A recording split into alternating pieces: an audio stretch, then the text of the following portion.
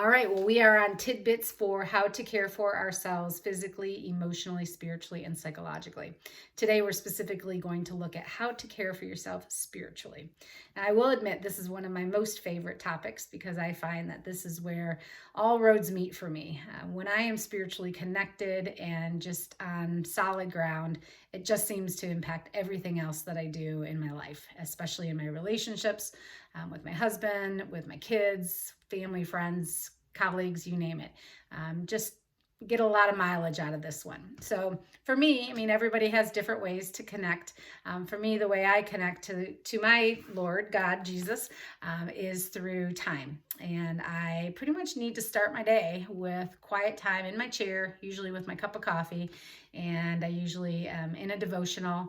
I love Jesus Calling. There's an app for that. And there's also books. You can even get them at like local stores, even like Meijer. If you have that locally, they typically keep it on the shelf. So that would be a really easy one, especially if you're dealing with anxiety. New Morning Mercies by Paul Tripp. Love anything that Paul Tripp does. He does a lot of stuff specific to parenting, but this one is a little bit more generalized.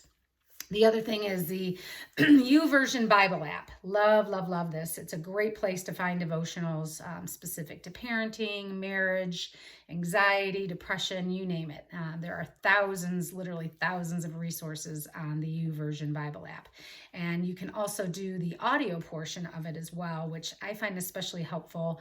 I've been doing one that's actually a journey through the Bible. So for me, I connect to it a little bit more when I listen to it, in addition to trying to be in the gospel and reading it. So spiritual is a huge piece.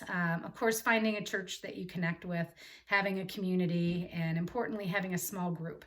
I'm not sure if you belong to a church and if you have small groups, but that's really your family. It's where the rubber hits the road, where you get to explore what your faith means and how you can kind of use the news that you're learning through Sunday services. So that would be something I'd suggest. And then music. Music is a great way. We have radio stations, and now we have, Hey Google, and all kinds of ways to listen to music. But Christian contemporary music is just a way to fill your soul with really good stuff. And then prayer. Prayer is obviously something that is pretty personal, but think of it as a conversation. It's really more about talking to your Abba, your Father, to Jesus, and sharing your heart and soul. He already knows what you think and feel. So it's really a means for you to connect with him.